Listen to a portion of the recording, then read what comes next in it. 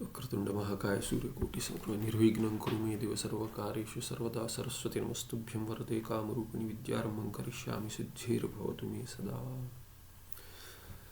श्रुतिस्मृतिपुराणानामालयं करुणालयं नमामि भगवत्पादं शङ्करं लोकशङ्करं शङ्करं शङ्कराचार्यं केशवं बादरायणं सूत्रभाष्यकृतौ वन्दे भगवन्तौ पुनः पुनः। ईश्वरो गुरुरात्मेति मूर्तिभेदविभागिने व्योमवद्व्याप्तदेहाय दक्षिणामूर्तये नमः।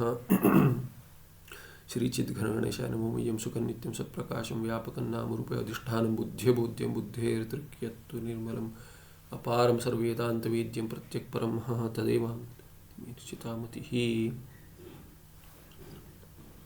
नमः।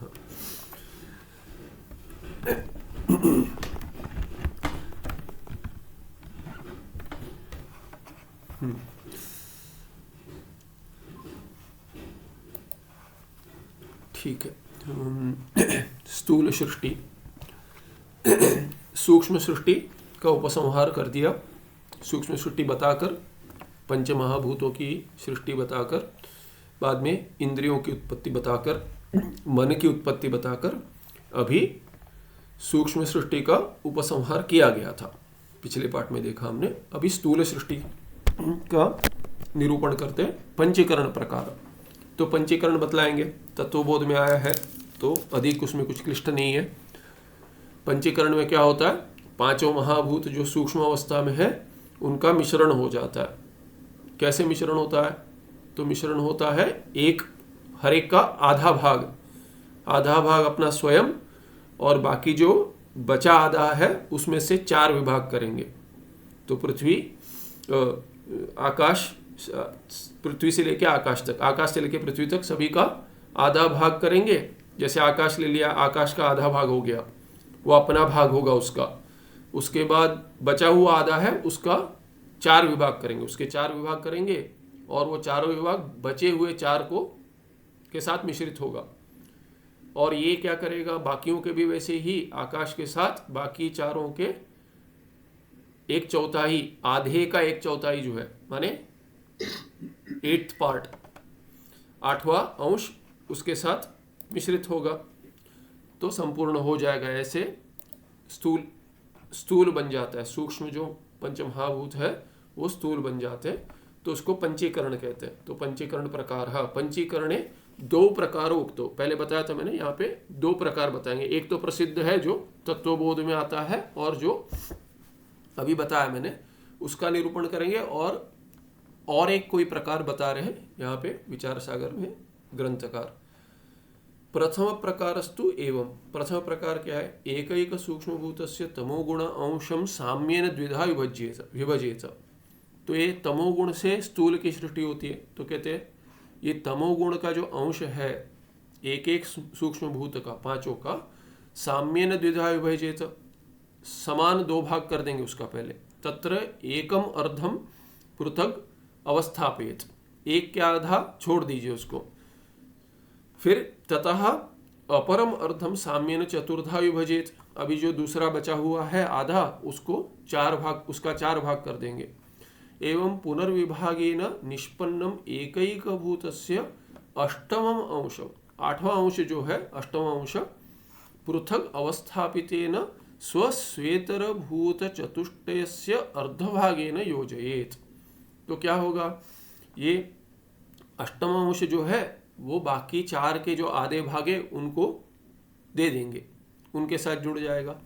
एवं पंचीकरणम उपपद्यते, पंचीकरणम यहाँ पे निष्पद्यते, पंचीकरणम यहाँ पे एक अनुस्वार रह गया है, माने स्कैनिंग में चला गया होगा। पंचीकरणम उपपद्यते नपुंसक है। तत्र एकैकस्मिन्नपि स्थूलभूते एकम अर्धम स्वांशः। तो क्या होता है, हर इसमें क्या होगा फिर, स्थूलभूत जो स्थूल महाभूत जो है उसमें अपना आधा अंश रहेगा, 50% अपना अंश रहेगा और बाकियों का कितना बचेगा, तो 50 में से एक चौथाई 12.5, तो 12.5% बाकियों का अंश रहेगा। ऐसे हो जाएगा। इसीलिए क्या है कि आकाश जो पंच महाभूत माने स्थूल जो है उसको क्या कहेंगे, आकाश ही कहेंगे। क्यों, 50% उसका अंश है, बाकियों का 12.5 है, 12.5, इसीलिए क्या है कि इसको आकाश का ऐसा, बाकियों का अंश नहीं है ऐसा नहीं है, पर आकाश प्रतीत होता है। क्यों? अधिक अंश होने से ऐसा स्थूल महाभूत बन जाएगा। और ये कौन करता है पंचीकरण? भगवान करते हैं, ईश्वर करते हैं। तो तत्र एकैकस्मिन्नपि स्थूलभूते एकम अर्धम स्वांश, अपना आधा अंश होगा। अपरम अर्धम तो स्वेतरे एक भूत अष्टमांश मेलनेन निष्पन्नम, दूसरे का 8वां अंश होगा अपने में। एवं एकैकस्मिन्नपि स्थूलभूते पंचानामपि भूतानाम अंशसत्वात्। क्या होता है कि एकैकस्मिन्नपि स्थूलभूते, एक पंचमभूत कोई भी ले लेंगे, उसमें पंचानामपि भूतानाम अंशसत्वात्, सभी का पांचों का अंश है। इसीलिए क्या, स्थूलभूतानि पंचीकृतानि इति वर्ण्यन्ते, इसीलिए इनको पंचीकृतानि कह देते हैं कि हर एक जो पांचों में एक एक है, उसमें सभी में पांचों है, इसीलिए वो सब पंचीकृत है। 5 प्रकार से जुड़ गए हैं, पांचों से जुड़ गए हैं, इसलिए मिश्रित है, इसीलिए उनको पंचीकृत करके कहते हैं। द्वितीय प्रकार में क्या कहते हैं, यहाँ पे 1 नंबर टिप्पण कहाँ पर है?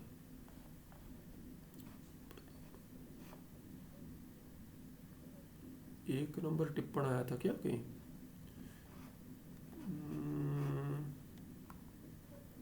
यहाँ पे तो आगे तो नहीं दिख रहा है, तो पीछे ही गया होगा, दिया नहीं, पढ़ लेते हैं, पता नहीं कहाँ पर आया।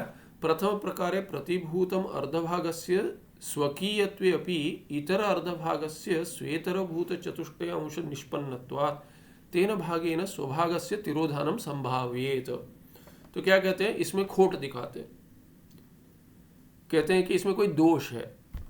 क्या कहते हैं कि क्योंकि इस प्रथम प्रकार में अभी जो बताया है उसमें द्वितीय प्रकार देखने से पहले, इसीलिए द्वितीय प्रकार का वर्णन कर रहे हैं। तो क्या कहते हैं, ये प्रथम प्रकार जो है इसमें प्रतिभूतम अर्धभागस्य, प्रतिभूतम माने भूतम भूतम प्रति, प्रत्येक महाभूत में अपना अर्धभाग है और अपने अर्धभाग के साथ स्वकीयत्वे अपि, शरीरगत है उसके पंचमहाभूत में।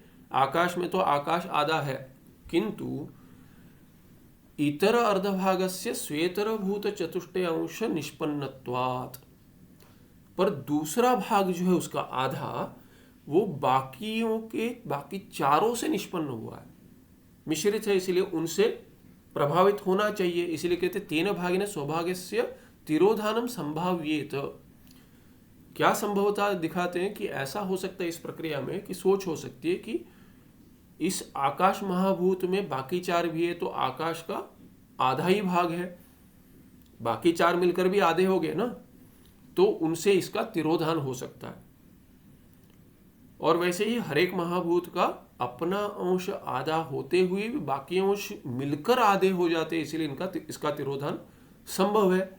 इसीलिए क्या कहते, ततश्च आकाश आदीनां भूतानां प्रत्येकं पृथक पृथक भानम दुर्घटम स्याद इति मत्वा।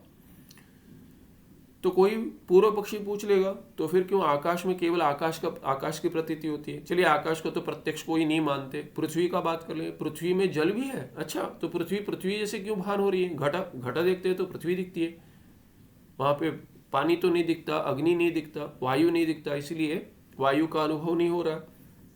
ऐसे कोई कह देगा, यदि ऐसा आधा आधा होता तो बाकी चारों का भी ग्रहण होना चाहिए, ऐसे इति मत्वा यथा प्रतिभूतम स्वांशाधिक्यम स्यात् तथा द्वितीय प्रकार आश्रयते। तो दूसरे प्रकार का आश्रय क्यों ले रहे हैं?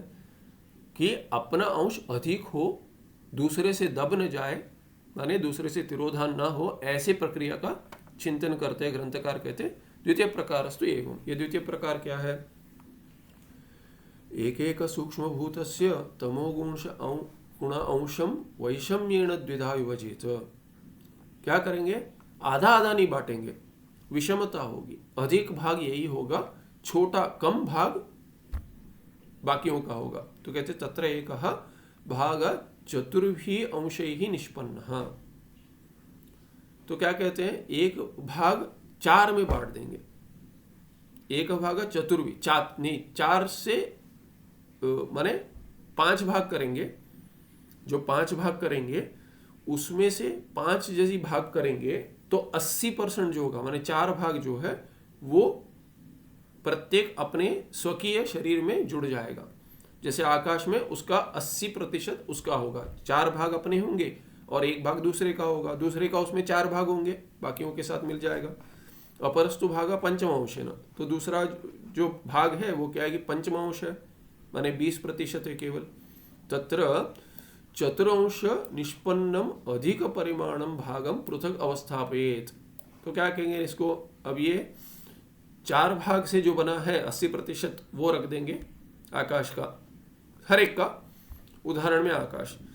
पंचमांश निष्पन्नम न्यून परिमाणकम भागम पुनः पंचदा विभजेत, और ये पंचमा अंश जो है निष्पन्न उसका फिर 5 भाग करेंगे, माने 20% जो बताया उसका 5 भाग करेंगे, माने हो गए 4 प्रतिशत हो गए परसेंट। तत्र एकम एकम अंशम पृथक अवस्थापित अधिक परिमाणक पंचभागेषु पृथक पृथक योजयेत। और क्या कहते हैं कि इसमें भी देखिए 5, इसमें 5 भाग करने की आवश्यकता नहीं थी, 4 ही भाग सिद्ध हो जाते, ठीक था, पर 5 भाग उसके भी 5 भाग कर दिए। फिर क्या है कि फिर बाकी जो 80% वाले हैं उनके साथ जोड़ दें, तो चारों के साथ जोड़ दें, 5वां अंश बच जाएगा, उसको क्या करेंगे फिर अपने आप में ही जोड़ना पड़ेगा, तो इसीलिए 80 या 84% बन जाएंगे। ये हर एक महाभूत अपना 80 या 84% होगा उनमें, ऐसे कुछ प्रक्रिया का ये इन्होंने किया है कि कहीं से लिया है पता नहीं, पर ऐसी एक प्रक्रिया बनाते।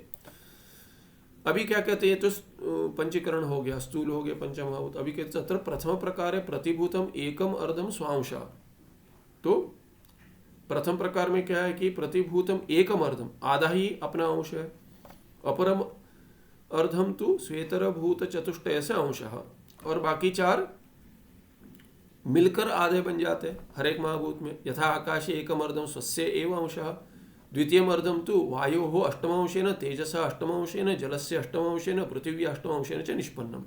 तो जैसे आकाश में एक अर्ध स्वस्य एव अंश, अपना अंश है, आकाश में आधा अपना अंश है स्थूल आकाश में, और स्थूल आकाश में बाकी अंश क्या है, आधा, वो बाकी आधे में वायु का अष्टमांश है, तेज का, जल का और पृथ्वी का अष्टम अंश है अपना अपना।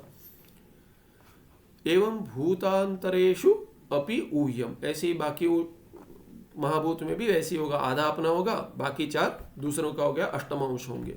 द्वितीय प्रकार तो प्रतिभूतम एक भाग स्वकीय ही 21 अंशैः निष्पन्ना, 21 एकैक स्वकीय ही 21 अंशैः निष्पन्न।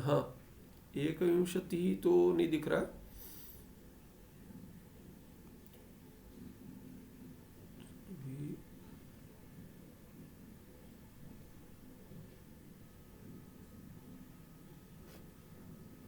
ये देखना पड़ेगा, फिर भी 80% अपना है यहाँ पे, 21 तो ठीक नहीं लग रहा। अंशै निष्पन्न द्वितीय भागस्तु श्वेतरभूतनम चतुर्भि अंशै ही निष्पन्न। हाँ, तो ऐसे इन्होंने हाँ एक विषय, हाँ ये स्वकीय ही एक विषय तो नहीं होना चाहिए, अपना तो इसका अधिक है। द्वितीय भाग श्वेतरभूतनम चतुर्भि अंशै ही निष्पन्न, हाँ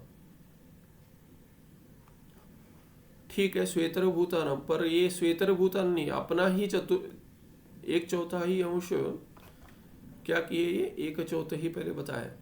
द्वितीय प्रकाश से एक सूक्ष्म होते तमोगुण से चतुर्भि अंश ही निष्पन्न, एक भाग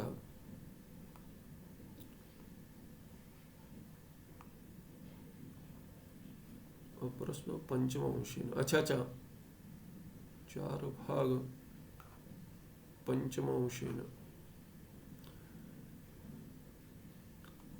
5 भाग करेंगे तो 20% होगा, और ये 4 भाग हो जाएंगे 80 होने चाहिए। यहाँ पे कुछ त्रुटि लग रही है, 80% दिख रहा है तो 80% अपना होना चाहिए, यहाँ पे कुछ त्रुटि, संख्या में कुछ त्रुटि दिख रही है, पर समझ लीजिए अधिक अंश है, उसमें वो कितना परसेंटेज लेके कुछ करना नहीं है, प्रक्रिया है, उसमें कोई सत्यता नहीं है वैसे कि ऐसा ही होगा करके, कुछ प्रक्रिया की का चिंतन करते हैं। तो अभी क्या हो गया, इसमें इतने ऐसा निर्माण कर दिया एक प्रक्रिया, तो कहते हैं कि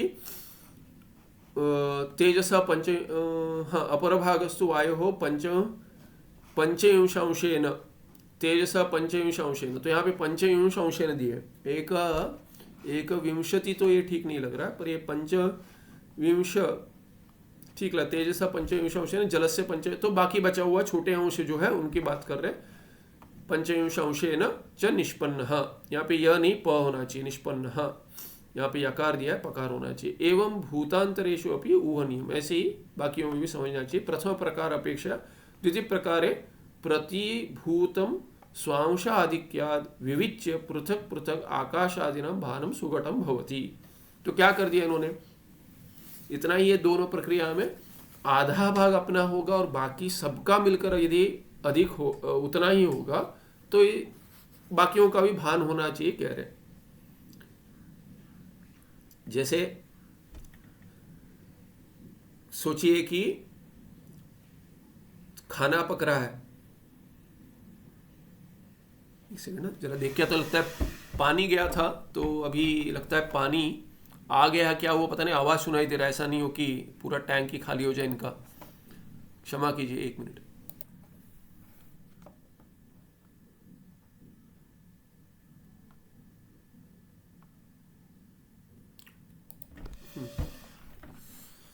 नल चालू रह गया था, पानी नहीं था दोनों नल में, अभी आया है।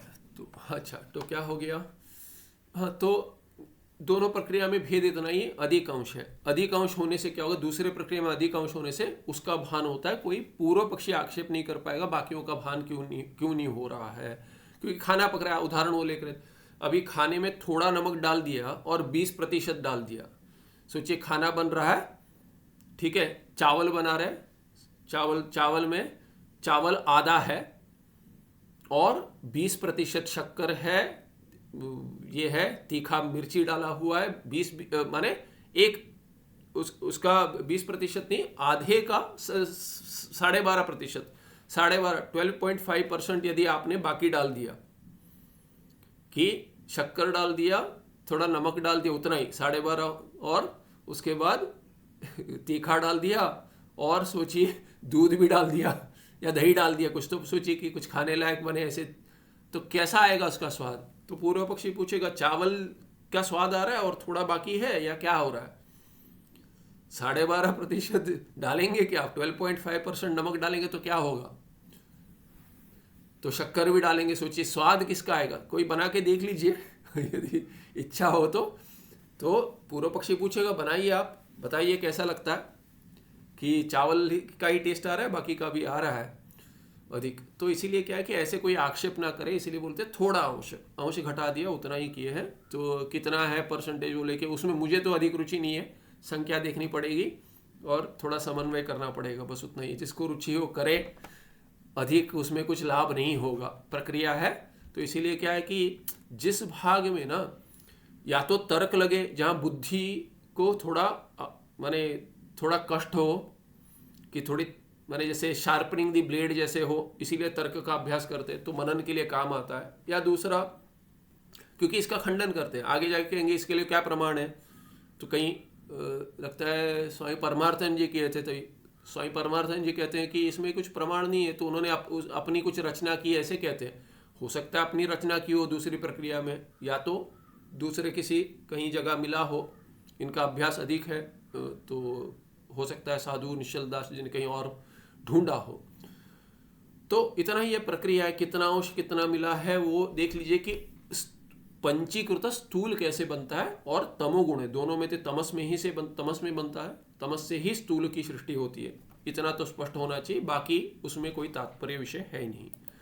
आगे कहते हैं स्थूल ब्रह्मांड आदि उत्पत्ति, और ये प्रक्रिया में जो है कि एक जाके अंतिम में क्या देगा आपको, अंततोगत्वा आपको केवल ये प्रपंच देगा, जिसको आगे जाके कहते हैं मिथ्या है। तो इसका क्रम लेकर, क्रम में कुछ रखा नहीं है, ना ही उसके अंश में कुछ रखा है।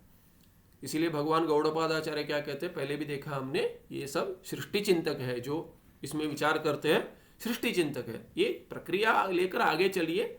ब्रह्म से उत्पन्न है सभी, ब्रह्म में माया का अंश है, उस पे उत्पन्न है। माया ब्रह्म की शक्ति है जो कल्पित है, श्रुति से द्वारा ही कल्पित है। क्यों कल्पित है?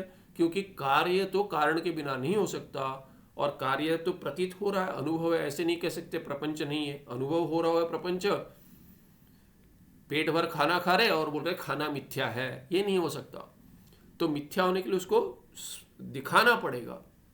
तो इसीलिए कार्य बिना कारण के कैसे उत्पन्न हुआ, संभव नहीं है। इसीलिए कारण क्या है? एक ही हमारे पास ब्रह्म है, वो तो निर्गुण है, वो कारण कैसे बनेगा? इसके लिए श्रुति स्वयं कल्पना करती है और उसके बाद दिखला देती है कि ये माया जो है ये शक्ति है जो निर्गुण को, ब्रह्म को सगुण जैसे की बना देती है और उससे उत्पत्ति होती है प्रपंच की।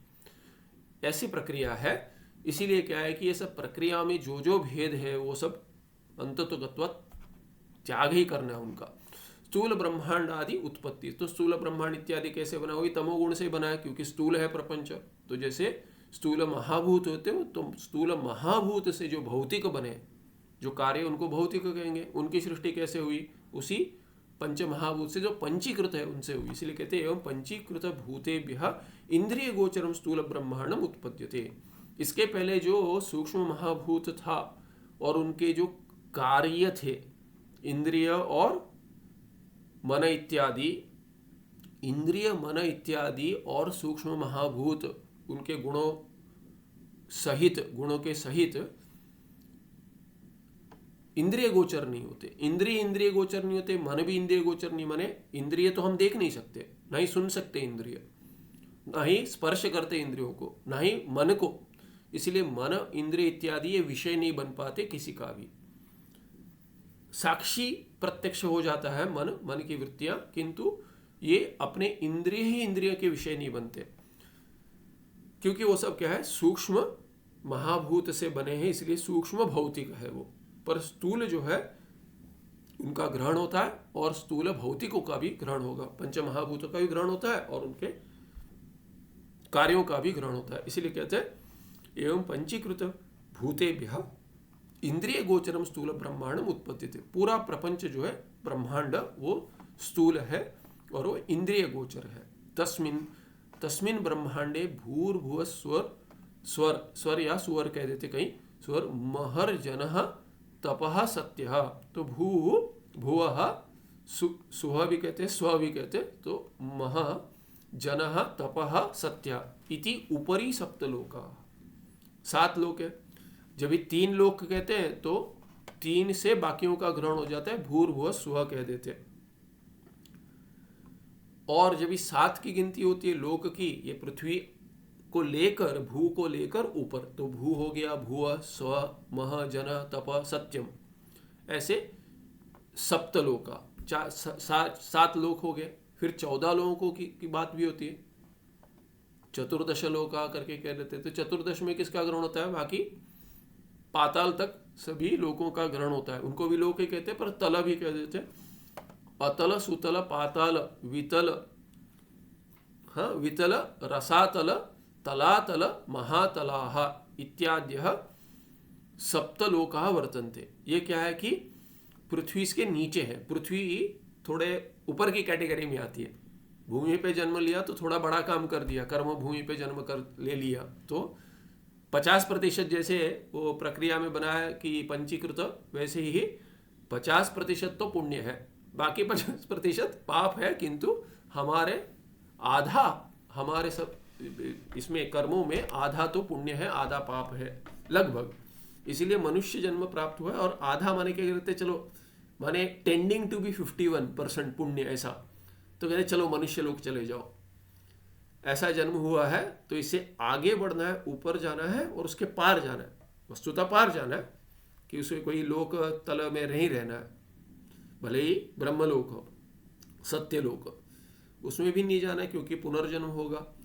कहाँ होगा पता नहीं, लोकों में होगा, तलों में होगा, या यहाँ पृथ्वी पे जो बीच में है उसमें होगा, पता नहीं। इसीलिए क्या है कि ज्ञान से इसके पार चला जाना है। ये तो तात्पर्य है, परम पुरुषार्थ है। किंतु स्वर्ग आदि, पितृलोक, स्वर्ग आदि, ब्रह्मलोक पर्यंत ये शास्त्र में कहा गया अधिक सुख है, तो यहाँ जितना सुख मिलता है उससे अधिक सुख चाहिए, सुख के लिए तो प्रयत्न चल रहा है, पर वो सीमित हो जाता है। जितने भी दीर्घ काल रहे, जितना भी अधिक हो सुख, फिर भी क्या है, वो सीमित है, क्योंकि अनंत नहीं है। स्वरूप का सुख जो है वो अनंत है। इसीलिए क्या कहते हैं, ये सप्तलोक ऊपर या सप्तलोक नीचे, ये जो है, ये सब जो स्थूल ब्रह्मांड से उत्पन्न हुए, उनमें आशा या द्वेष भी नहीं करना चाहिए, राग द्वेष नहीं होना चाहिए, क्योंकि वो सब मिथ्या है, आगे कहेंगे, क्योंकि वो उत्पन्न ही उससे हुआ है जो मिथ्या है, कल्पित है। येषु चतुर्दशेषु लोकेषु वसताम जीवानां पृथक पृथक उपभोग योग्य अन्नपानादिकम देव मनुष्य पशुआदि रूपाणी भोगायतनानि स्थूल शरीराणि च उत्पद्यन्ते। अब ये लोक जो है वो तो क्या है कि इंद्रिय गोचर है, इनमें जो लोग रहेंगे, लोक नहीं, लोकों में जो लोग रहेंगे, जो जो जीव रहेंगे, लोग नहीं कहेंगे, लोग तो यहाँ कर्मभूमि पे उनको लोग कहेंगे, बाकी देवता हो सकते हैं, कहीं नीचे जाएंगे राक्षस हो सकते हैं इत्यादि, भूत पिशाच इत्यादि। तो ये इनके लिए भी, इनका भी कोई शरीर होगा। बिना शरीर तो जीव को भोग नहीं हो सकता, इंद्रियों द्वारा भोग होता है, मन द्वारा भोग होता है, उसके लिए स्थूल शरीर चाहिए। तो स्थूल शरीर होगा, इसका अर्थ ये नहीं है कि सभी के सभी इंद्रियों से ग्रहण होगा। जैसे कि अभी यही उदाहरण ले लीजिए, स्थूल शरीर हमारा भी है, कुत्ते का भी है, और बाकी पशुओं का भी है, पक्षियों का भी है। विज्ञान से पता चलता है अभी हमारे सुनने का या देखने का जो फ्रीक्वेंसी रेंज है, जो विबग्योर हम देखते हैं, विबग्योर रेंज जो है वायलेट से लेकर रेड तक, और ये भिन्न भिन्न फ्रीक्वेंसीज है। और सुनाई जो रहते हैं 20 to 20,000 हर्ट्स या 20 to 20 किलो हर्ट्स जो रेंज है, सुनते हैं। अभी ये कुत्ते तो उससे अधिक सुनते हैं, कोई कहीं इंफ्रारेड देख सकता है, रेड से नीचे जो है, तो वेवलेंथ भिन्न है सबके। तो स्थूल शरीर होते हुए भी स्थूल ग्रहण करना होगा तो भी सभी से संभव नहीं है, उसके लिए योग्यता चाहिए, वैसा ही योग्य शरीर चाहिए, वैसा ही योग्य अंतःकरण चाहिए, वैसा ही योग्य इंद्रिय चाहिए, तब जाकर विषय योग्य बनेगा ग्रहण के लिए।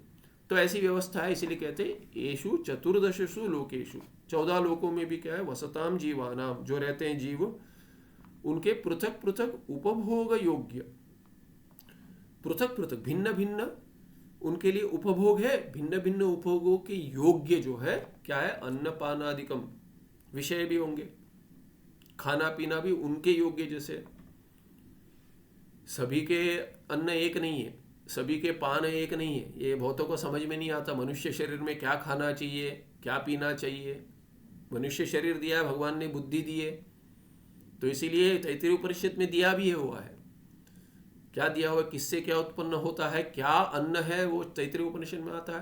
अन्नात् पुरुषः कहा है, अन्न क्या है, पृथिव्या औषधेयः औषधीभ्यो अन्नम, अन्नात् पुरुषः। तो जो जीव उत्पन्न हुआ है पुरुष, जो माने मनुष्य शरीर में, उसको क्या खाना चाहिए, ग्रहण, औषधीभ्यो अन्नम, औषधि से जो उत्पन्न होता है उसी को अन्न कहा गया है, बाकी को अन्न कहा नहीं गया। बाकियों के लिए पशु पक्षी खाते हो, तो यहाँ लिखा है अन्नपानादिकम पृथक पृथक उपभोग योग्य कहा गया है। फिर क्या है कि आगे देव मनुष्य पशुआदि रूपाणी भोगायतनानि, और ये भोग के लिए शरीर चाहिए स्थूल, वो क्या है, देव शरीर होगा, मनुष्य शरीर होगा, पशुआदि शरीर होगा, पक्षी इत्यादि। और ये क्या है कि भोग का आयतन है, भोग जिसमें संभव होगा, वो क्या है, स्थूल शरीर, स्थूल शरीराणि च उत्पद्यन्ते। ये भी किससे उत्पन्न हुए, यही पंचमहाभूत जो है, पंचीकृत जो है, तमोगुण से उत्पन्न जो है वह भौतिक है, उससे उत्पन्न हुई भौतिक है। और सभी ये चतुर्दश लोक और लोकों में जो जीवों का शरीर है भिन्न भिन्न, उनके अन्नपान है, ये सभी स्थूल है, पंचीकृत से उत्पन्न हुए। इत्थम संक्षेपेण सृष्टिरुक्ता, ये हो गया संक्षेप सृष्टि का। माया वैभवस्य विस्तरेण निरूपणम तो कोटि ब्रह्मायुषा अपि न शक्यते।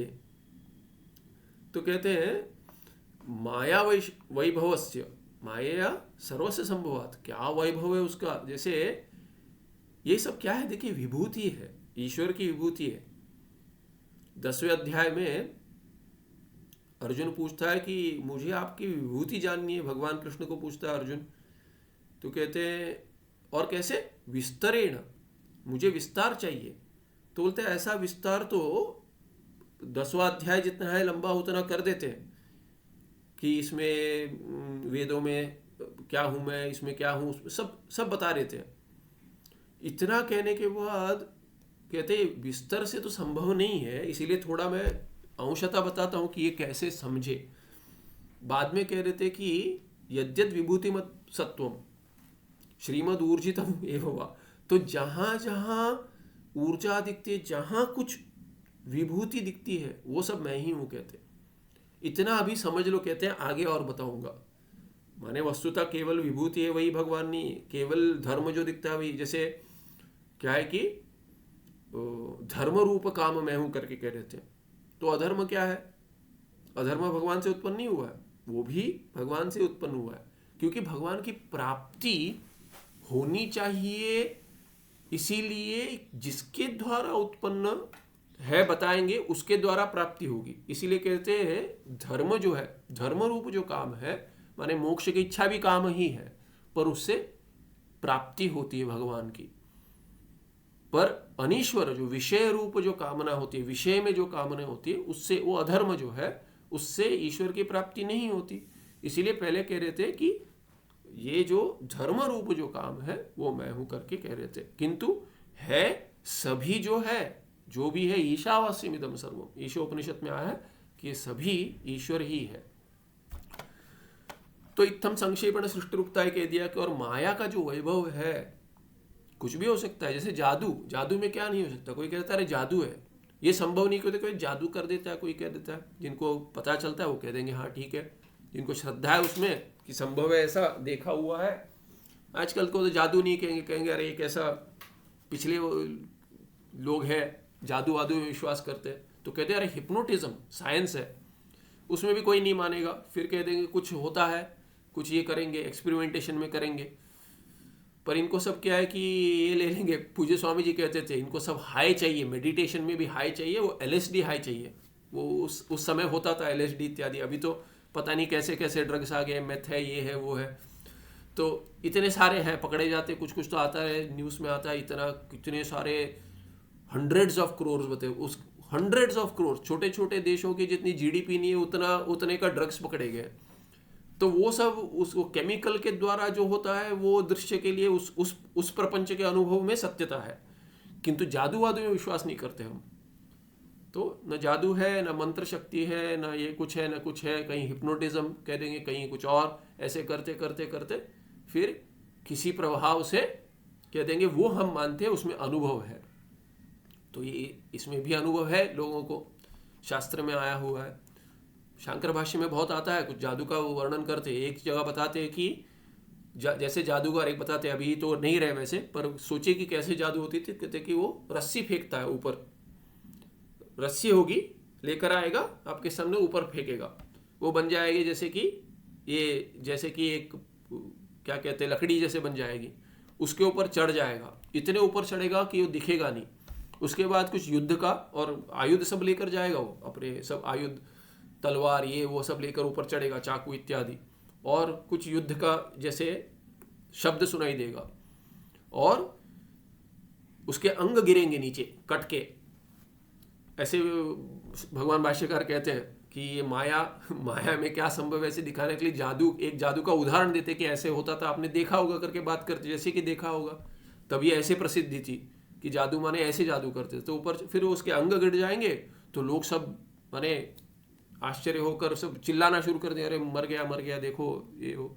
फिर वो कहीं से आएगा, उनके पीछे से ऐसे आ जाएगा जैसे। तो ऐसे सब बहुत प्रभावित होते हैं लोग, इसके लिए करते हैं। तो ऐसे ये माया जो है प्रभावित होती है, इसीलिए करते हैं। उसका वैभव जो है विस्तरण निरूपणम तो कोटि ब्रह्म आयुषा अपनी न शक्यते, कि विस्तार यदि बताना होगा। देखिए अभी साइंस ही कहते हैं कि जो यूनिवर्स इज एक्सपांडिंग, कहते हैं कि ये उसमें कितना अंश पता है, जितना अधिक पढ़ेंगे उतना पता चलेगा कि ये तो कम अंश है, इससे अधिक है। साइंस में आश्चर्य की कमी नहीं है। कह रहे थे अरे ये सब क्या है, संभव नहीं है, कह रहे थे, पर संभव नहीं है माने हमें जितना पता है उसमें संभव नहीं है। क्या क्या संभव नहीं है। कहाँ कहाँ उनके ये जो उन्होंने प्रोब भेजा है कि नासा के जो प्रोब से कहाँ जा रहे, कितने, माने सोच नहीं सकते उतना दूर जाकर वहाँ से फिर चालू हो गया, उसने कुछ मैसेज भेज दिया, सेवरल लाइट ईयर्स के बाद पहुँचा है। तो कितना है पता ही नहीं, जा रहा है, कब जब तक रहेगा तब तक जाते ही रहेगा, समाप्त नहीं होगा। तो उसमें जो है उसका वर्णन तो संभव ही नहीं है। जो है वो उसका वर्णन जो है, जो पता है कि है, किसी ने देखा हुआ या किसी ने उसका रिसर्च किया हुआ है, उसका ही वर्णन संभव नहीं है। जो है उसका कहाँ से वर्णन करेंगे? तो कहते कोटि ब्रह्म आयुष्य, ऐसा यदि आयुष्य होगा कोटि ब्रह्म, फिर भी उससे संभव नहीं होगा। कल्प तक जी लेंगे, कितने कल्प जी लेंगे तो भी विस्तार से निरूपण तो संभव ही नहीं है। माया सृष्ट पदार्थानाम न अंत अस्ति, अंत ही नहीं है उसका।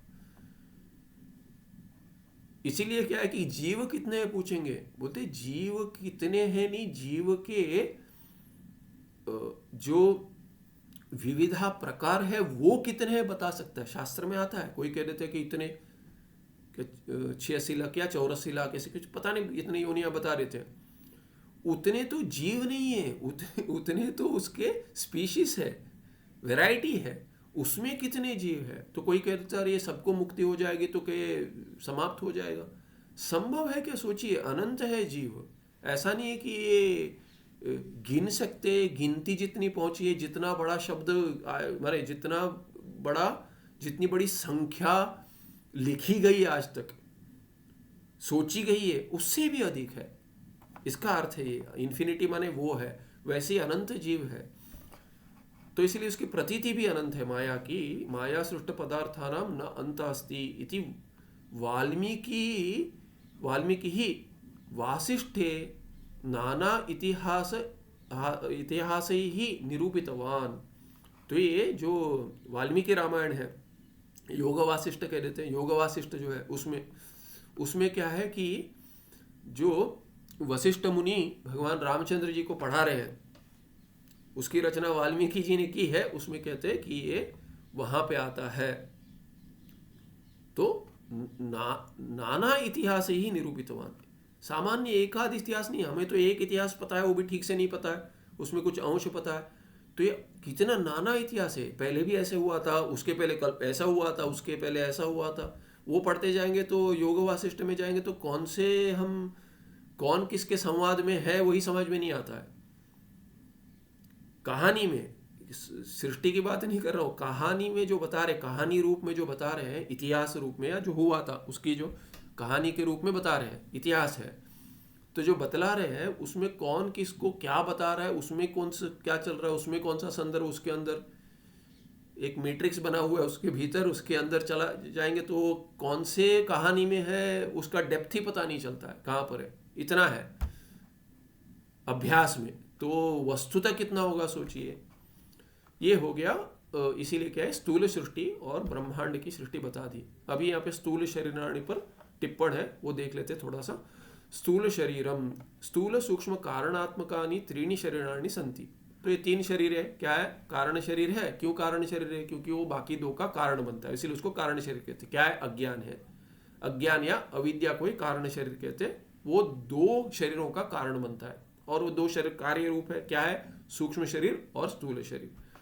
प्रतीक्षणम शीर्यमाणत्वात् शरीरम इति व्यपदेशः। प्रतिक्षण, देखिए प्रतिक्षण ऐसा नहीं कि विज्ञान ने पता किया है कि ये सेल्स आर ऑलवेज चेंजिंग, नष्ट होकर उत्पन्न हो रहे, शरीर बदलता है। ये तो प्रतिक्षण बदलता है, शास्त्र में पहले से पता था। शास्त्र बताता है प्रतिक्षणम शीर्यमाणत्वात्। शीर्यमाणत्वात् माने जैसे वृक्ष है, वृक्षों भी कह रहे थे, वृक्ष को भी काटा जाता है, वृक्ष को काट देते हैं लकड़ी के लिए। चंदन वृक्ष को काटेंगे, चंदन लकड़ी के लिए। टीक को काटेंगे, टीक के लिए। तो वृक्ष क्या है? कटा जाता है, कटने की योग्यता उसकी, इसीलिए कह देते। वैसे शरीर क्या है? ये शरीर हर बार बदलते रहता है, कटता वैसे ही होते रहता है, बदलता हर क्षण बदलता रहता है, उसके सेल बदलते रहते हैं, इसलिए उसको शरीरम कह देते हैं। वो उत्पत्ति से ही सिद्ध है। शीर्यमाणत्वात् शरीरम इति व्यपदेशः। और कभी शीर्यमाणत्वात् प्रतिक्षण उसके बदल ही रहा है, सतत नित्यता है उसकी, बदलने में नित्यता है। जैसे कह रहे थे कि क्या change is the only constant इत्यादि, बहुत फेमस कोट्स है। कोई वो ऐसा लिख के भेज देगा आपको गुड मॉर्निंग करके, तो ये बहुत सारे फेमस कोट्स आते रहते हैं ऐसे, ये तो बहुत प्रसिद्ध है। तो प्रतिक्षणम जो बदलता है उसको शरीर कहते हैं। ऐसे व्यपदेश इति व्यपदेश। दह्यमानत्वात् देह, देह क्यों कहते हैं? क्योंकि वो जलाते हैं उसको, वस्तु तो जलाना चाहिए। देह दह्यमानत्वात्, क्योंकि अंततोगत्वा शरीर को जलाते हैं। शास्त्र में कहा गया जलाने का ही यह है। सन्यासी को नहीं जलाते वस्तुतः, क्योंकि सन्यासी का देह ही नहीं होता। देह नहीं होता माने उसके लिए नहीं होता, उसके लिए कोई विधि पूर्वक कार्य नहीं करना होता है जैसे बाकियों का होता है। इसीलिए सन्यासी के देह को या तो जल में डाल देते या तो पृथ्वी में डाल देते, छोड़ देते हैं वस्तुतः। तस्यैव व्यपदेशा। लोमत्वक क्या, हाँ दह्य, तो ये शरीर और देह दोनों की व्युत्पत्ति सिद्ध कर दी। व्युत्पत्ति से सिद्ध कर दिया क्या, कैसे ये शब्द निर्माण हुआ है, शब्द की निर्मित हुई है। लोमत्वक शिरा मांस अस्थि मज्जानाम षण्णाम समुदाय। छह भाग है लोम इत्यादि। तो जो लोम वहाँ से शुरू होता है, जो शरीर पे बाल है, उसके बाद शरीर का ये है त्वगिंद्रिय नहीं, त्वक जो है माने बाहर जो चर्म है इत्यादि, आगे से लेके वो सब मांस इत्यादि, मज्जा, बोन मैरो तक चला जाएगा, इतने सब अस्थि सब भाग है उसके। 6 षण्णाम समुदाय, जो उसका समूह बना 6, तो इनका 6 धातुओं का। स्तंभादिवत प्रत्यक्षेण उपलभ्यमानत्वात्, स्तंभ इत्यादि दिखते हैं जैसे खंबे इत्यादि दिखते हैं, वैसे ही ये दिखते हैं। इसीलिए क्या है, उपलभ्यमानत्वात् स्थूल देह इत्युच्यते। और देह को स्थूल क्यों कह दिया? इसी कारण से कह दिया क्योंकि ये 6 जो जिनकी उपलब्धि होती है उससे मिश्रित जो है समूह है इनका, इसीलिए कह दिया स्थूल देह। सच देह 25 तत्वात्मकः, तानि च तत्वानि निम्न देशे प्रदर्शित पताकया सुखम ज्ञातुम शक्यानि। यहाँ पे दिए हैं कुछ और, ये नीचे दिए हैं, ये आगे चल रहा है लगता है ये, हाँ। तो यहाँ कुछ एक चित्र बनाया है उन्होंने कि ये 25 तत्व का 25 तत्व है उसमें देह में। तो यहाँ दे रहे हैं कि क्या है वो तत्व। तो एक टेबल दिया, ऊपर ही ऊपर देख लेते हैं, अधिक कुछ इसमें नहीं है। मुख्य तत्वानि, मुख्य तत्व दे दिए, क्या है? पृथ्वी, आप, तेज, वायु, आकाश, ये हो गया 5। अभी पृथ्वी, आप, तेज, वायु, आकाश जो है उसके भाग, उससे क्या क्या ये बताते हैं, उसमें और क्या है। तो पृथ्वी का भाग जो है, पृथ्वी अस्थि, पृथ्वी संपूर्ण अस्थि है, उसमें थोड़ा जल मिश्रित होगा तो मांस बन जाएगा। तेज रूप जो है वो नाड़ी है, पृथ्वी ही है किंतु नाड़ी उसमें तेज भी है। और वायु मिश्रित जो है पृथ्वी त्वक हो गया। आकाश मिश्रित पृथ्वी लोम। ऐसे कुछ व्यवस्था की इन्होंने समझाने के लिए कि कोई ग्रंथ में, किसी ग्रंथों में इसकी ऐसी चर्चा होती है। तो आप अधिक है, पृथ्वी के साथ मिलकर रक्त बन जाता है। आप और आप मिलकर शुक्र बन जाता है, वीर्य। तेज के साथ मूत्र बन जाता है, वायु के साथ स्वेद, आकाश के साथ लाला, पता नहीं क्या क्या है। वैसे ही क्या है कि तेज के क्या है, ये आलस्यम हो गया, कांति, क्षुत, भूख लगती है तेज के कारण, पिपासा, तेज और वायु मिलकर प्यास लगती है, निद्रा आता है, आकाश के साथ तेज का अंश होगा। वायु आकुंचनम, गमनम, स्थिति ही, धावनम, प्रसारणम, ऐसे सब गति जो है ये इनके साथ मिलकर होता है। किस किस का क्या प्रभाव है बता रहे। और क्या है कि आकाश, भय लगना है तो कटि ही इत्यादि, मोह अथवा उदरम, क्रोध अथवा हृदयम, काम अथवा कंठ, शोक अथवा शिर। ऐसे इनमें भेद कर दिया क्योंकि 25 से अधिक नहीं होना है, इसीलिए क्या है कि ऐसे 25 तत्व बता दिए इन्होंने। अस्यापतका विवरण, यहाँ विवरण दे रहे हैं। पृथ्वी अंशेन पृथ्वी अंश संबंधे अस्ति, तो ये पृथ्वी अंश के साथ पृथ्वी अंश का संबंध से अस्थि बनता है। तो संबंध दिखाया, पृथ्वी और आप का संबंध हो गया तो मांस, ये तो स्पष्ट है, ऐसे टेबल बनाते हैं दिखाने में। तो केवल पढ़ लेता हूँ, ऊपर जो बताया वैसे उसका अर्थ बता रहे, जो हमने देखा है तो ये विश्लेषण दिया है उतना ही है। अब अंश संबंधे मांसा, तेज अंश संबंधे नाड्या, किसके साथ? पृथ्वी के साथ। पृथ्वी अंश के साथ जल का संबंध से मांस होगा, तेज के संबंध से नाड़ी इत्यादि ऐसे बताया। वायु अंश संबंधे त्वक, कहीं आयुर्वेद ग्रंथ इत्यादि में होता होगा। आकाश अंश संबंधे लोमानि च उत्पद्यन्ते, इत्थमेव तत्तद् भूतांश संबंधे तत्वांतराणि संभवन्ति इति विज्ञेयम्। वैसे ही क्या है कि एक भूत का दूसरे भूत के साथ कोई संबंध हो जाता है तो ऐसे सब तत्व उत्पन्न होते हैं, या तो उनके संबंध से कुछ संभव होता है ऐसे तत्वों का। पंचविंशति तत्वानां पंचभूत लक्षण उच्यते। तो क्या है इनके लक्षण बता रहे। आकाशे, तो कहते हैं आकाश में क्या होता है, पंचविंशति तत्वानां पंचभूत लक्षण। तो ये पंचभूत का जो लक्षण 25 गुण में 25 तत्वों में पंचभूत का लक्षण जो है वो दिखाते हैं। आकाशे, आकाशे क्या होता है, भय काले पृथ्वीवत शरीरस्य जाड्य संभवाद भयम पृथ्वी अंशः। तो कह रहे एक कोई हेतु देकर बता रहे कि पृथ्वी अंश कैसे हो गया। तो कहते भय काल में कहते पृथ्वीवत शरीरस्य, शरीर तो पृथ्वी का कार्य है तो पृथ्वी वाला है। भय काल में क्या होता है, कहते जाड्य संभवात, जाड्य हो जाता है, इसीलिए क्या है जड़ता आ जाती है भय काल में, इसीलिए वो पृथ्वी का अंश हो गया भय। ऐसे कुछ हेतु दे रहे। पुत्र दारादिषु जलवत प्रसरणात् मोह जलांशः। मोह क्या है कि पुत्र दारा, अपने पति पत्नी, पत्नी यहाँ पे दिया है पुत्र के साथ या पुत्री के साथ, पति या पत्नी के साथ, जैसे भी आप अर्थ ले लीजिए, उसे जल जैसे ही प्रवाह, जैसे प्रसरण होता है जल, जैसे जल का प्रवाह होता है वैसे मोह वैसे ही बहता है। मोह जैसे कि बहता है जल जैसे, इसके लिए जल का अंश कह दिया मोह को। अग्निवत दाहकत्वात् क्रोध अग्नि अंश, ये तो प्रसिद्ध है। क्रोध जलन, जल जाते हैं क्रोध से, तो क्रोध तेज का अंश हो गया। वायुवत चलनात्मकत्वात् कामः वायु अंशः। तो कहते वायु जैसा चलन होता है, इतना सूक्ष्म होता है काम, समझ नहीं आता है कि कब कामना उत्पन्न हो गई, किस विषय में, क्यों ऐसी, इसकी इच्छा क्यों है, उसकी इच्छा समझ में नहीं आता है। तो कहते वायु जैसे। जल तो फिर भी दिखता है, वायु तो दिखता नहीं है, उसके स्पर्श से ग्रहण होता है, तो सूक्ष्म है और सूक्ष्म है, इसीलिए काम वैसा सूक्ष्म है, चंचल है। वायु जैसे चंचलात्मक, चलनात्मक पढ़ा मैंने, चंचल, वायुवत चंचलात्मकत्वात्। काम मन का जो गुण है उसको कह देते वो चंचल है वायु जैसे, इसीलिए उसको कहते चलन पढ़ा मैंने, चंचल होना चाहिए। शोक समय आकाशवत देहस्य शून्यतापत्ते है शोक आकाश अंश। तो कहते शोक के समय पर क्या होता है, दुख हो रहा है, तभी देह का कुछ पता नहीं चलता, इतना शोकग्रस्त है कि देह क्या हो रहा है, देह में कहाँ बैठे हैं, क्या है, कुछ समझ में नहीं आता। वहीं जैसे पहाड़ टूट गया, कहते हैं कि आकाश टूट गया अपने सर पे, जैसे ऐसे हो जाता है कभी, इतना तीव्र दुख होगा, उतना अधिक दुख होगा, तभी क्या हो जाता है कि शोक समय आकाशवत देह से शून्यतापत्ते, आकाश जैसी जैसे कि शून्य है, शरीर भी वैसे ही बन जाता है। इसीलिए देह जैसे कि शून्य होगा, है कि नहीं ये समझ में ही नहीं आ रहा है, कौन हूँ कहाँ हूँ ऐसे, इसलिए कहते उसको आकाश अंश कह दिया। ये हो गया आकाश का।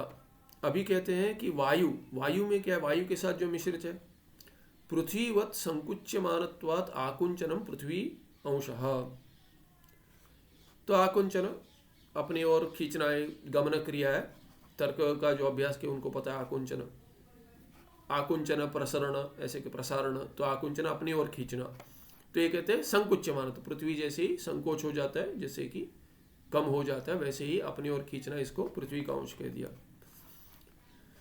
वायु के साथ, वायु में पृथ्वी का अंश कह दिया, क्योंकि अभी कह दिया वायु में भी पृथ्वी का अंश है, तो काम कर रहा, अभी वायु में जो पृथ्वी का अंश है उसका कार्य। ये आकाश का जैसे बताया पहले, आकाश में पहला क जो है, क वर्ग में 5 बता दिया, तो ये आकाश में पहले बता दिया पृथ्वी का अंश, जल का अंश, अग्नि का अंश, वायु का अंश और आकाश का अंश। ये हो गया आकाश में आकाश का अंश, आकाश में जल वायु इत्यादि।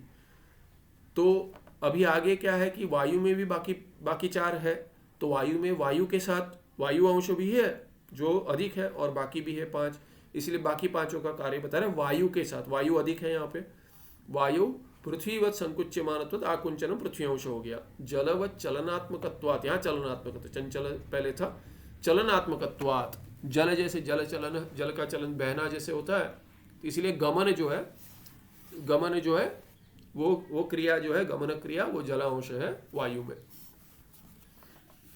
फिर तेजोवत शोषणात्, जैसे अग्नि सुखा देती है कुछ, वैसे ही क्या है या प्रकाश कर देती है।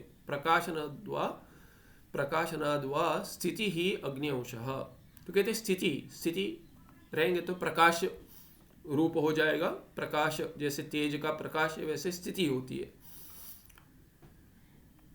या शोषण, सूख जाता है, वहीं स्थित है वहीं रह जाता है, सूख गया जैसे कि ऐसे कह रहे थे। ऐसे कोई कारण से बतला रहे कि ये कैसे अग्नि का अंश हो गया। वायुवत धावनात् धावनम वायु अंश। वायु जैसे भागता है वैसे ही भागने के कारण धावनम, भागने की क्रिया क्या है, जैसे वायु भागता है वैसा, इसलिए वायु का अंश हो गया। और आकाशवत प्रसरणत, आकाश जैसे फैला हुआ है, जैसे व्यापक है, वैसे प्रसरणम आकाश अंश। वैसे ही प्रसरण जो होगा, यदि दरवाजा खोल रहे, अपने घर का दरवाजा दूसरे के लिए खोलेंगे तो प्रसारण करेंगे, ऐसे भीतर नहीं, बाहर की ओर जो खुलता है उसकी बात कर रहे हैं। तो बाहर की ओर यदि खुलेगा तो उसको क्या कहेंगे, वो आकाश का अंश हो जाए प्रसरण के समानता से। तेजसी, तेजस में क्या है, अग्नि में कहते हैं जड़ स्वाभाव्याद, ठीक है, जड़ स्वाभाव्याद। आलस्यम पृथ्वी अंश, आलस्य हो जाता है, आलस्य तत्व कह दिया, आलस्य शरीर में आलस्य है, क्यों है आलस्य, कहते पृथ्वी जैसे जड़ है वैसे जड़ है, इसलिए तेजस में ये पृथ्वी का अंश ये आलस्य कर देगा। जलवत धूम विशिष्टत्वात्, तो कहते कि जलवत धूम विशिष्टत्वात्, जलवत धूम विशिष्टत्वात्। तो जब भी अग्नि में काष्ठ में, लकड़े में थोड़ा लकड़ी अगर गीली होगी तो जलाएंगे तो धुआं निकलेगा। तो कहते जलवत धूम विशिष्टत्वात् कांति ही जलांशः। तो कहते कांति करके ये दियो जलांश हो गया। फिर ये भावना के बात कर रहे हैं वैसे। तो भुक्तस्य भस्मीकरणात् शुद्ध तेजोंशः, क्योंकि भूखा जो है वो भस्म कर देता है, भस्मीकरणात् भुक्तस्य। तो भुक्तस्य भस्मीकरणात् माने या तो भूखा होगा, खाना नहीं खाएगा, वो भस्म बन जाएगा, या भुक्त जो ज्यादा भूखा होगा वो भस्म कर देगा। अग्नि जारे जैसे उपासक होते हैं, प्राण उपासक, कहीं छांदोग्य संदर्भ में आता है, जहां तक स्मरण है, छांदोग्य उपनिषद में आता है, प्राण का जो प्राण की उपासना करता है ब्रह्मचारी, वो भिक्षुक गया होता है पर बहुत मान होता है, अहंकार होता है कि मैं प्राण उपासक हूं, जाके भिक्षा मांगता है तो कोई मना कर देता है, मैं मना नहीं करता है, देता नहीं है। तो ये 2 बार नियम होते हैं, कितनी बार भिक्षा मांग, सन्यासी के लिए नियम होते हैं कि नारायण नारायण करे, भिक्षा नहीं मांगे, जाकर नारायण नारायण कह दे, ला कर देंगे। 2 बार जैसे सुनाई देगा करें, तीसरी बार ना करे, आ जाए, नहीं दिया तो ये ब्रह्मचारी गया है, भिक्षा पे जी रहा है, तो जाके वो तो भिक्षा मांग सकता है ब्रह्मचारी, भवती भिक्षा दी इत्यादि, तो पूछता है भिक्षा दे दीजिए, उत्तर नहीं आता, तो कहता है पता है आप किसको मना कर रहे हो, आपको पता नहीं को आप जिससे जीते हो, जिसके लिए खाते हो, उसी को मना कर रहे हो। माने वो प्राण स्वरूप बन गया, अपने आप को प्राण स्वरूप में दिखता है। वैश्वानर अग्नि जो है प्राण, वैसे तो उसका उपासक है। तो जो गृहस्थ है भीतर, जो कहता है कि ठीक है दे दो इसको करके, कह रहता है, कहता है आपका जो अहंकार तोड़ने के लिए कर रहे थे, तो कहते हैं कि तुम ठीक से नहीं जानते हो, मैं भी उपासक हूं, तुम ठीक से नहीं जानते हो करके उपासना का कुछ वहां पे कुछ चर्चा होती है, तो अहंकार तोड़ने के लिए कह देता है वो। तो ये भुक्तस्य भस्मीकरणात्, तो वो क्यों कहता है कि जिसके लिए कर रहे हो उसकी भूख नहीं मिटा रहे हो आप, तो जला देगा, इसीलिए क्या कि भस्मीकरणात् ऐसे ले दिया। क्षुत, भूख जो है वो तेज का अंश है। शीकर शोषक वायुवत, तो कहते हैं शीकर शोषक वायुवत कंठ शोषणात्। तो वायु क्या कर देती है, अभी ये अधिक चल रही है, प्यास लगते रहती है फिर भी, तो पिपासा वायु अंश, वायु का अंश कह दिया पिपासा को, जल का अंश नहीं किए हैं, वायु का अंश बता दिया। तो कुछ कि शास्त्र में आता होगा या कुछ तर्क से इत्यादि बता रहे थे। निद्रागमे, अभी ये निद्रा जो भी आ रही थी क्या, आकाशवत शरीर से शून्यत्व आपादनात्, निद्रा आकाश अंश, तो आकाश जैसे शून्य बन जाता है। जैसे शोक का बताया था, शोक में शरीर शून्य बन जाता है। अभी क्या कहते हैं, शोक में क्या, ये निद्रा में भी होता है। निद्रा में भी क्या है कि शरीर है, कहाँ बैठा हूँ, खड़े हैं, जहाँ जहाँ की भी वो देखेंगे आपकी, सो जाते वहीं सो जाते, जहाँ मिल जाए। निद्रा आ गई, कुछ जगह नहीं मिल रही, जहाँ मिले वहाँ सो जाओ, खड़े खड़े सो जाते लोग। तो इसीलिए क्या है कि ये शून्यता, शरीर की शून्यता जैसे कि वैसे कर देते, इसलिए आकाश का अंश हो गया, आकाश जैसी शून्य। अपसु, अभी जल में बता रहे, जपा कुसुमादिवत रक्त वर्णत्वाद रक्तम पृथ्वी अंश। तो रक्त क्या है, कहते हैं कि पृथ्वी का जो अंश है, जपा कुसुम इत्यादि पुष्पों में दिखता है वैसे ही है, इसीलिए रक्त पृथ्वी का अंश हो गया। अब जल में अपसु, जल में ये अपसु ये बहुवचन है, क्योंकि अप शब्द जो है नित्य स्त्रीलिंग है और नित्य बहुवचन है। जलवत द्रवीभूतत्वात् गर्भ हेतुभूत शुक्रम जलांश, जल का अंश कह दिया शुक्र को, बीज को। क्यों, गर्भ हेतुभूत जो शुक्र है वो क्या है कि जलवत द्रवीभूतत्वात्, तो भी जल जैसे ही इसलिए कह दिया। तेजोवद उष्ण रूपत्वात् मूत्रम तेजो अंश, तो कहते हैं कि उष्णता बढ़ जाती है, तो मूत्र में भी वो, इसलिए डॉक्टर के पास जाएंगे, पूछते हैं कि उसका मूत्र का रंग क्या आ रहा है, पूछते हैं ना आप, डॉक्टर पूछेंगे कि ठीक है कि नहीं, पानी ज़्यादा पियो कहेंगे, क्योंकि ये तेज अग्नि बढ़ गई है। तो आयुर्वेद में भी कहेंगे कि यदि कलर ठीक नहीं है तो कहेंगे कि पानी अधिक पियो, उष्णता बढ़ गई है शरीर में। तो इसीलिए अधिकतर ये दे देते हैं, एंटीबायोटिक्स दे देते, तो उष्णता बढ़ जाती है। उसके साथ आपको ये दे देंगे, साथ में पैसिफाई करने के लिए आपको क्या दे देंगे, आप एंटासिड दे देंगे, एंटासिड भी देते, बिना एंटासिड को ये एंटीबायोटिक नहीं देगा, तो उष्णता बढ़ जाती है। कहेंगे थोड़ा दूध अधिक पियो, बोल देंगे, डॉक्टर भी बोल देंगे। आयुर्वेद में तो बोलते हैं, लगता है इसमें भी बोलेंगे थोड़ा दूध अधिक पियो बोल देंगे। या तो अधिक तो क्या है कि यदि एमडी होंगे इसमें, एमडी नहीं, मेडिसिन में यदि होगा एमडी, तो धीरे ठीक है, खाना जो खाओ, पर हम और सप्लीमेंट इसमें दे देंगे, मेडिसिन में दे देंगे, क्योंकि वो कितना पालन करेगा पता नहीं। गोली दे देंगे तो खा लेंगे, ये करो वो खाओ, अधिक नहीं करेंगे, इसीलिए गोली में ही रहते हैं। इसके लिए भी गोली है, उसके लिए भी गोली है, सबके लिए गोली, ठीक है। तो क्या कह रहे थे, ये तेज अंश हो गया। फिर कहते हैं वायुअधीन वृष्टिवत स्वेदस्य, जो पसीना छूटता है, कहते हैं वायुअधीन वृष्टिवत।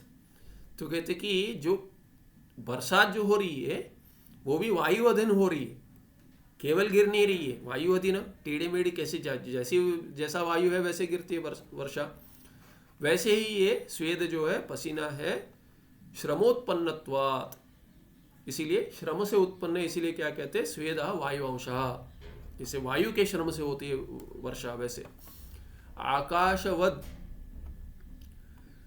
अधरो उत्तर गामित्वात्, अधर और उत्तर नीचे ऊपर जाते हैं, इसीलिए क्या है, लाला आकाशांश। ये लाला क्या है मुझे भी देखना पड़ेगा, ये क्या है, पता ही नहीं मुझे क्या है लाला, पढ़ तो लिया, पर ये वही देखे यहाँ पे बता रही है, ऐसे लाला को क्या कहेंगे, एक बार देख लेता हूँ। प्रश्न आया है, पता है आपको? Is it saliva? In Bengali we use that. लाला, हाँ, अच्छा, Saliva. सलाइवा इज इट, अच्छा, हाँ लाला, हाँ हो सकता है वो लाला, पर ये वो जल के साथ तुलना नहीं की है, क्या बोल रहे हैं, हाँ सलाइवा यही है, लाला, हाँ लाला होगा, या म्यूकस को भी ग्रहण किया है उससे, तो लाला, तो वो हो गया लाला, हाँ लाला कहते हैं। अच्छा, बंगाली में लाला माने ये क्या, सलाइवा, अच्छा बढ़िया, धन्यवाद। तो ये आकाश अंश हो गया, पृथ्वीयाम, क्योंकि ये ऊपर नीचे इसका गमन होता है, इसीलिए पृथ्वीयाम। फिर पृथ्वी में क्या अंश बताते हैं, काठिन्याद, क्या कह रहे हैं, अस्थि पृथ्वी अंश, अस्थि जो ये है, क्या अस्थि तो अस्थि ही है, बोन्स। आर्द्र कहते हुए आदि आर्द्रत्वात् मांसम जलांश, फिर उसमें थोड़े ये भी है, मांस में जलांश है, पृथ्वी तो है पर उसमें थोड़ा जलांश है।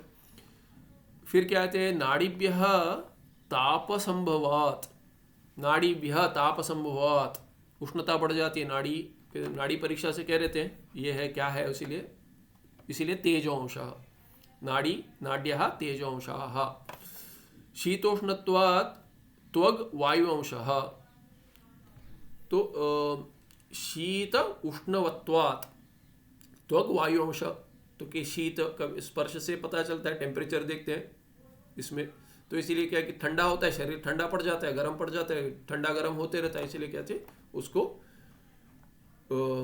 जैसे वायु, वायु में वायु बहती है तभी क्या वायु चलता रहता है, तो कहते हैं कि यार ठंडी हवा चल रही है, गर्म हवा चल रही है, वैसे शरीर में क्या है ठंडा ठंडा पड़ गया, गर्म हो गया, इतना बुखार है इत्यादि बताते हैं, इसीलिए क्या वो हो गया वायु का अंश। अंत तो कत्व कहते हैं आकाशवत कृंतने अपि अपीड्यमानतया स्थितत्वात् लोम आकाश अंशः।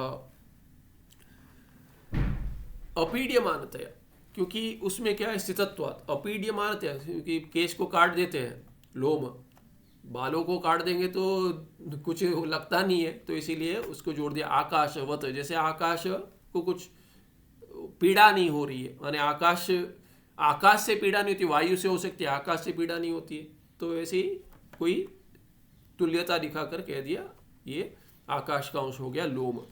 एते भय मोहादयः यद्यपि सूक्ष्म शरीरस्य एव असाधारण धर्मः। तो ये प्रश्न उठता है कि ये सब जो चर्चा कर रहे हैं जिसकी, ये तो सब सूक्ष्म शरीर में होता है, स्थूल शरीर से क्या लेना देना, आप तो स्थूल शरीर के निर्माण की बात कर रहे हैं, उसमें ये सब क्यों ले आ रहे हैं। तो कहते हैं यद्यपि ऐसा है तथापि जलाश्रय घटे जलनिष्ठ शैत्योपलब्धिवत स्थूल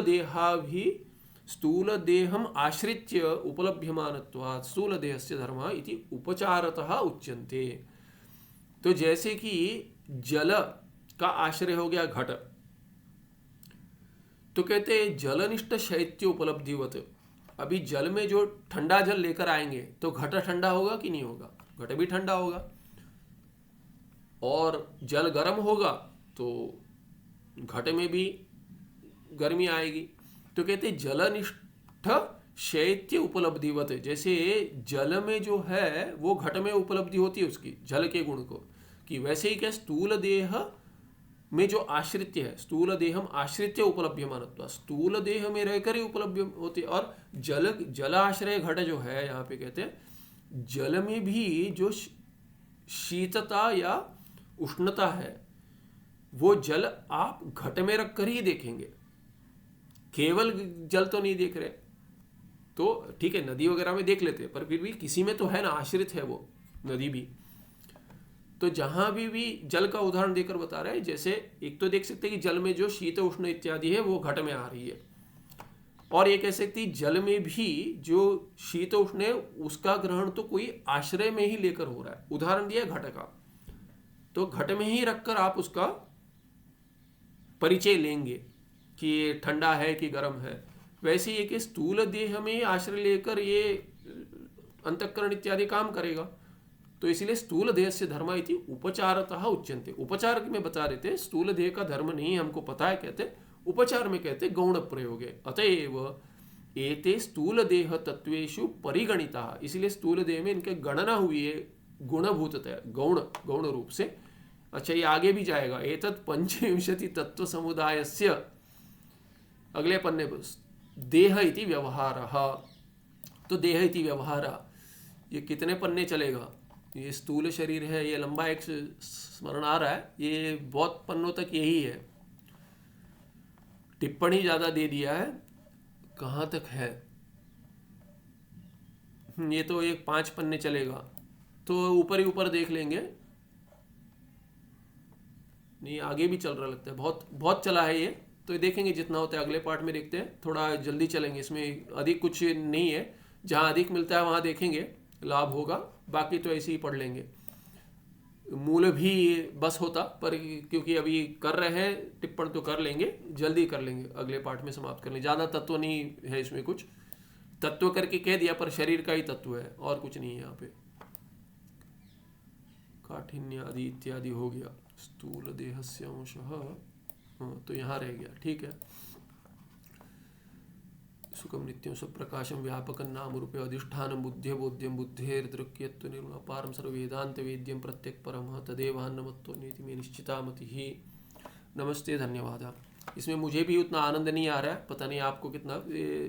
तितिक्षा करनी चाहिए हमको, इससे सब अधिक कुछ लाभ नहीं होता है और पढ़ने में भी उतना स्पष्ट नहीं होता है, क्योंकि मेरा अभ्यास तो केवल संस्कृत शब्दों का जो है वो पूरा संस्कृत वेदांत शब्दों का है। इसमें थोड़ा ध्यान से देखना पड़ता है कि क्या शब्द है क्या नहीं है। पता है ठीक है, जैसे अभी लाला आ गया तो पता नहीं क्या क्या आएगा।